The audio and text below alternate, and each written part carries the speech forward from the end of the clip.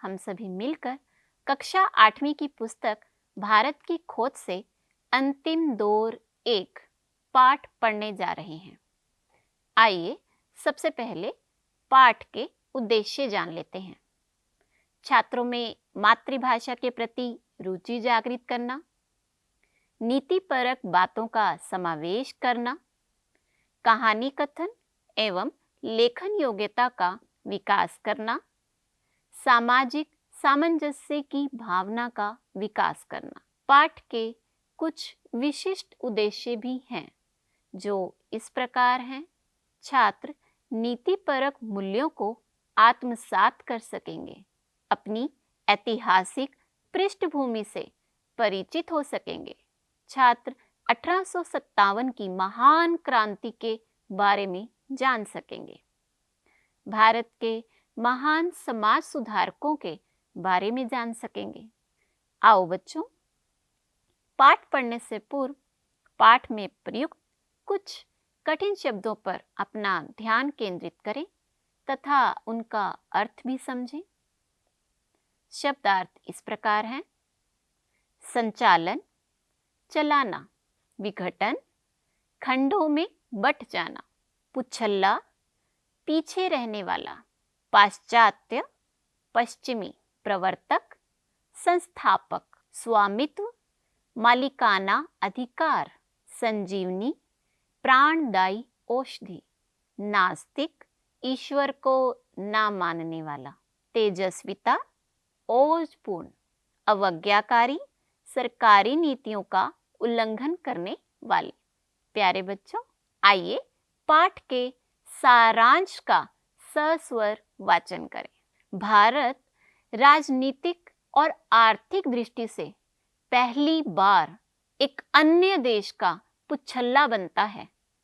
भारत पहले भी विदेशी आक्रमणकारियों द्वारा जीता जा चुका था, पर उन आक्रमणकारियों ने स्वयं को यहाँ के जीवन में शामिल कर लिया था। भारत ने तब अपनी स्वाधीनता नहीं खोई थी, वह गुलाम नहीं बना था। अंग्रेजी शासन में भारत ऐसी राजनैतिक और आर्थिक व्यवस्था में बंध गया था जिसका संचालन विदेशी धरती से हो रहा था। नए पूंजीवाद से विश्व में जो बाजार तैयार हुआ, उसने भारतीय समाज के आर्थिक और संरचनात्मक ढांचे का विघटन कर दिया। ऐसे में भारत ब्रिटिश का औपनिवेशिक और खेतीहर पुच्छल्ला बनकर रह गया। अंग्रेज भारतीय किसानों से वही फसलें तैयार करवाते थे जिनसे उनको भरपूर लाभ हो। इसके अलावा अंग्रेजों ने जमींदारों को नियुक्त किया, जिससे वे अधिकाधिक लगान वसूल कर लाभ उठा सकें। उन्होंने अपने लाभ के लिए जमींदार, राजा, पटवारी आदि तैयार किए। मालगुजारी तथा पुलिस 2 विशेष विभाग थे। भारत की गरीब जनता को ब्रिटेन के अनेक खर्च उठाने पड़ते थे। उनसे सेना पर किया जाने वाले खर्च का कुछ भाग, जिसे कैपिटेशन चार्ज कहा जाता था, देना होता था। भारत में अंग्रेजी राज के इतिहास को पढ़कर हर कोई मायूस और क्रोधित ही होगा। पाश्चात्य संस्कृति को भारत में लाने का महत्वपूर्ण कार्य अंग्रेज शिक्षाविद, पत्रकार, मिशनरी आदि लोगों ने किया। अंग्रेजी चिंतन और साहित्य से भारतीयों को परिचित कराने के लिए उन्होंने शिक्षा को माध्यम बनाया।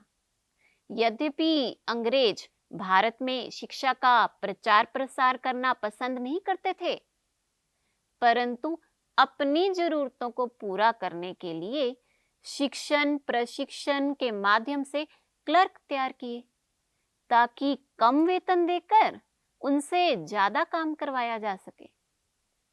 शिक्षा के माध्यम से शिक्षित वर्ग उनमें नई चेतना जाग उठी। वे गुलामी से छुटकारा पाने के लिए चिंतित हो उठे। अंग्रेजों ने अपनी भलाई और अधिकाधिक लाभ कमाने के लिए नई तकनीकों, रेलगाड़ी, छापाखाना, दूसरी मशीनें, युद्ध के अधिक कारगर तरीके आदि का खूब प्रचार किया। पर इन सभी से भारतीय जुड़े थे।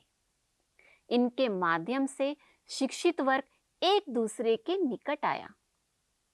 उनके विचारों में व्यापक परिवर्तन हुआ। जमींदारों की व्यवस्था मजबूत हुई। मुद्रा का अधिक प्रचार प्रसार और जमीन बिकाऊ हो गई। बंगाल इस परिवर्तन को देख चुका था, क्योंकि ब्रिटिश शासन वहां 50 साल पहले ही आ चुका था। 18वीं शताब्दी में पश्चिमी बंगाल में महान समाज सुधारक राजा राम मोहन राय का उदय हुआ। वे अरबी, फारसी और संस्कृत के विद्वान थे। पश्चिमी सभ्यता के विज्ञान और तकनीकी पक्षों ने उन्हें आकर्षित किया। उन्होंने गणित, भौतिक विज्ञान, रसायन शास्त्र, जीव विज्ञान की आवश्यकता हेतु गवर्नर जनरल को लिखा। उन पर इस्लाम का भी बहुत प्रभाव पड़ा। उन्होंने धर्म को कुरीतियों से अलग करने का प्रयास किया। उनके प्रयास के कारण ही अंग्रेजी सरकार ने सती प्रथा पर रोक लगाई। उन्होंने ब्रह्म समाज की स्थापना की। वे भारतीय पत्रकारिता के प्रवर्तक थे। वे समाचार पत्र तथा पत्रिकाओं को मनुष्य में जागरूकता फैलाने का सशक्त माध्यम मानते थे। भारतीयों के स्वामित्व तथा संपादन वाला पहला अंग्रेजी अखबार 1818 में निकला। इसके बाद अनेक अखबार और पत्रिकाएं निकलने लगी। वे भारत में पुनर्जागरण लाना चाहते थे। टैगोर परिवार उनका समर्थक था। दिल्ली सम्राट की ओर से वे इंग्लैंड गए। 19वीं शताब्दी के आरंभिक वर्षों में उनकी मृत्यु हो गई।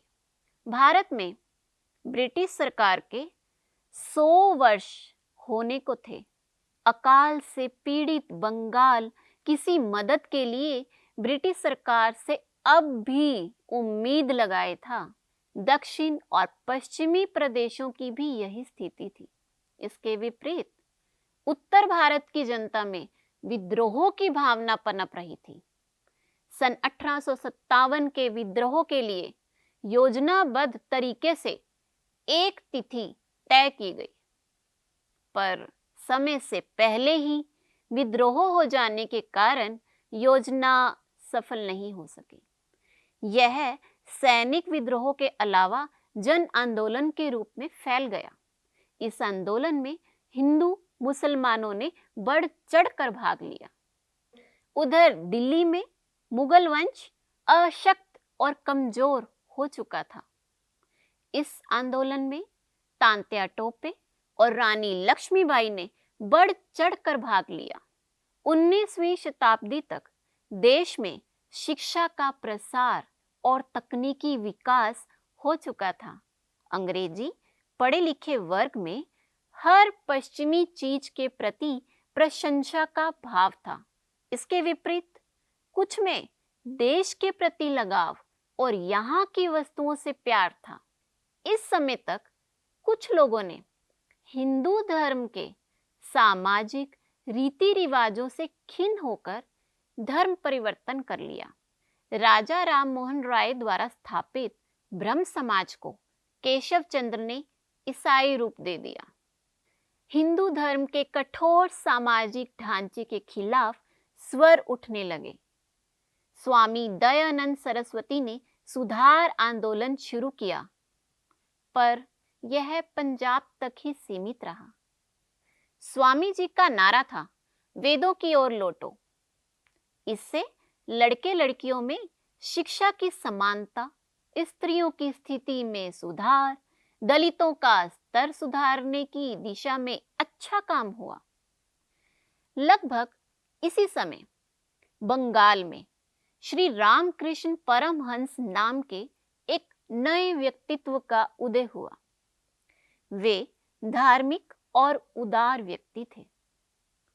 उन्होंने धार्मिक विश्वास की बुनियादी बातों पर बल दिया। वे हर तरह की सांप्रदायिकता के विरोधी थे। उनकी जीवनी उनके शिष्य विवेकानंद ने लिखी है। विवेकानंद जी ने अपने गुरु भाइयों की मदद से रामकृष्ण मिशन की स्थापना की, जिसमें सांप्रदायिकता नहीं थी। उन्हें भारत की विरासत पर गर्व था। वे प्राचीन भारत और वर्तमान के बीच सेतु का कार्य कर रहे थे। वे अंग्रेजी और बंगला के वक्ता तथा गद्य पद्य के लेखक भी थे। उन्होंने शिकागो में हुए अंतरराष्ट्रीय धर्म सम्मेलन में भाग लिया। उन्होंने मिस्र, चीन और जापान आदि देशों की भी यात्राएं की।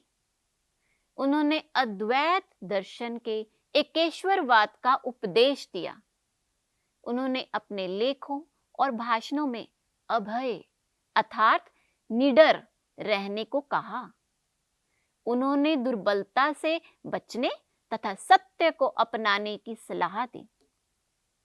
उनकी मृत्यु 1902 में 39 वर्ष की आयु में हुई। रविंद्रनाथ टैगोर विवेकानंद के ही समकालीन थे। वे एक सुप्रसिद्ध कवि एवं लेखक थे। उन्होंने बंगाल के स्वदेशी आंदोलन में भाग लिया और अमृतसर के हत्याकांड के विरोध में अपनी सर की उपाधि वापस कर दी। शांति के क्षेत्र में उन्होंने शांति निकेतन की स्थापना की, जो भारतीय संस्कृति का प्रधान केंद्र था। टैगोर ने भारत की उसी तरह सेवा की जैसे दूसरे स्तर पर गांधी जी ने की थी। एक और टैगोर सर्वहारा वर्ग के प्रति सहानुभूति रखते थे, तो दूसरी ओर गांधी जी आम जनता के तथा भारतीय किसान का दूसरा रूप थे। टैगोर मूलतः विचारक थे और गांधी जी अनवरत कर्मठता के प्रतीक थे। राष्ट्रीय विरासत में हिंदू मध्यम वर्ग की आस्था बढ़ाने में एनी बेसेंट का भी जबरदस्त प्रभाव पड़ा। उन्होंने होम रूल आंदोलन चलाया और भारत के लिए आंतरिक स्वतंत्रता की मांग की। गदर के बाद मुसलमान यह तय नहीं कर पा रहे थे कि वे किधर जाएं। सर सैयद अहमद खां को विश्वास था कि ब्रिटिश सत्ता के सहयोग से ही वे मुसलमानों की स्थिति को बेहतर बना सकते हैं। वे अंग्रेजों को यह दिखाने का प्रयास करते रहे कि मुसलमानों ने गदर में हिस्सा नहीं लिया था। उन्होंने अलीगढ़ में मुस्लिम विश्वविद्यालय की स्थापना की, जिसका उद्देश्य था भारत के मुसलमानों को ब्रिटिश राज के योग्य और उपयोगी प्रजा बनाना। सन 1912 के बाद मुसलमान की जागरूकता में विशेष प्रगति हुई। इसका श्रेय अबुल कलाम आजाद को जाता है। उन्होंने अल हिलाल नामक साप्ताहिक निकालना शुरू किया। वे पुराने नेताओं के सामंती संकीर्ण धार्मिकता और अलगाववादी दृष्टिकोण से दूर थे। इसी दृष्टिकोण के कारण वे अनिवार्यतः सच्चे भारतीय माने जाते हैं। ए.ओ. ह्यूम ने 1885 में जिस कांग्रेस की स्थापना की थी, वह अपनी प्रौढ़ावस्था में नए कलेवर में थी। इसका नेतृत्व करने वाले अधिक आक्रामक और अवज्ञाकारी थे। इनमें निम्न मध्य वर्ग, विद्यार्थी और युवा वर्ग के प्रतिनिधि थे। बंगाल विभाजन के बाद जो नेता उभर कर सामने आए, उनमें बाल गंगाधर तिलक और गोखले प्रमुख थे। संघर्ष का वातावरण बन गया था, जिसे बचाने के लिए दादा भाई नौरोजी लाए गए। 1907 में हुए संघर्ष में उदार दल की जीत हुई, पर बहुसंख्यक जनता तिलक के पक्ष में थी। इसके बाद बंगाल और शेष भारत की क्या स्थिति रही?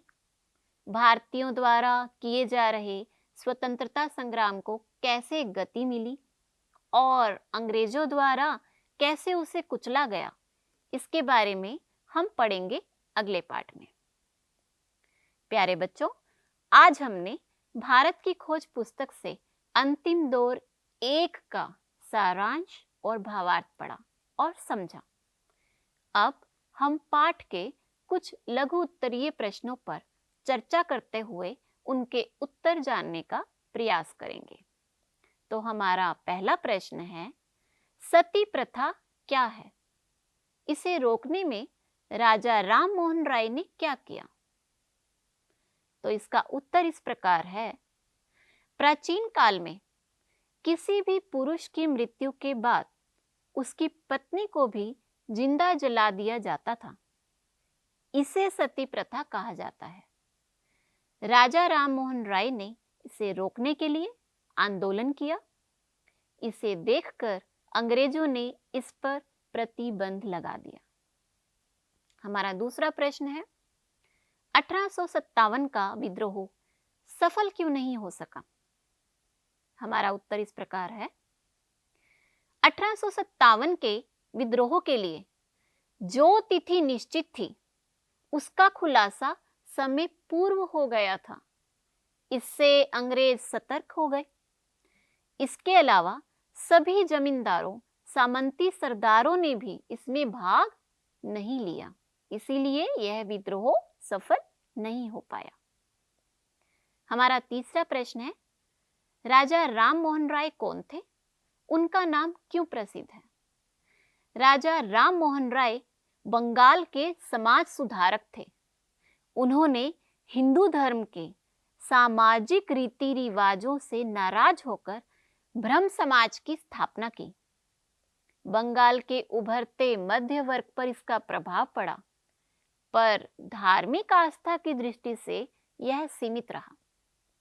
हमारा अगला प्रश्न है, सर सैयद अहमद खां कौन थे? वे अंग्रेजों के प्रति कैसा दृष्टिकोण रखते थे? सर सैयद अहमद खां उत्साही मुस्लिम सुधारक थे। उन्होंने अलीगढ़ मुस्लिम विश्वविद्यालय की स्थापना की। वे अंग्रेजी शिक्षा और अंग्रेजों की नीतियों के समर्थक थे। वे मुसलमानों को अंग्रेजों का हितैषी सिद्ध करना चाहते थे। हमारा अगला प्रश्न है, श्री रामकृष्ण परमहंस कौन थे? उनका नाम क्यों प्रसिद्ध है? श्री रामकृष्ण परमहंस बंगाल के धार्मिक व्यक्तित्व वाले संत थे। वे स्वामी विवेकानंद के गुरु भी थे। उन्होंने हिंदू धर्म और दर्शन का मिला जुला रूप लोगों के बीच प्रस्तुत किया। वे सांप्रदायिकता विरोधी और सत्य के समर्थक थे। तो बच्चों, आओ अब जानें कि इस पाठ से हमें क्या सीखने को मिलता है, जिसे हम अपने जीवन में ग्रहण कर सकते हैं। प्रस्तुत पाठ से हमें यह सीखने के लिए मिलता है कि स्वतंत्रता सहज ही में नहीं मिलती, इसके लिए बहुत संघर्ष करना पड़ता है। हमारे क्रांतिकारियों तथा समाज सुधारकों ने इस समाज में अपेक्षित परिवर्तन लाने के लिए बहुत कठिन परिश्रम किया है, तथा हमारा यह कर्तव्य बनता है कि हम उनके सिखाए रास्तों पर आगे बढ़ें व अपने देश को नित्य नवीन ऊंचाइयों की ओर लेकर जाने का प्रयास करें। प्रिय बच्चों, अब समय हो गया है गृह कार्य का। निम्नलिखित प्रश्नों को आपको अपनी उत्तर पुस्तिका में लिखकर उनके उत्तर लिखने का प्रयास करना है। आपका पहला प्रश्न है, श्री रामकृष्ण परमहंस कौन थे? आपका अगला प्रश्न है, विवेकानंद जी के बारे में बताइए। आपका तीसरा प्रश्न, टैगोर और गांधी जी में क्या अंतर था? आपका अगला प्रश्न है, सर सैयद अहमद खां का परिचय दीजिए। आपका पांचवा प्रश्न, 1912 में मुसलमानों के कौन से 2 साप्ताहिक पत्र निकले? आपका अंतिम प्रश्न है, अबुल कलाम आजाद कौन थे? धन्यवाद बच्चों, फिर मिलेंगे अगली कक्षा में एक नए विषय के साथ।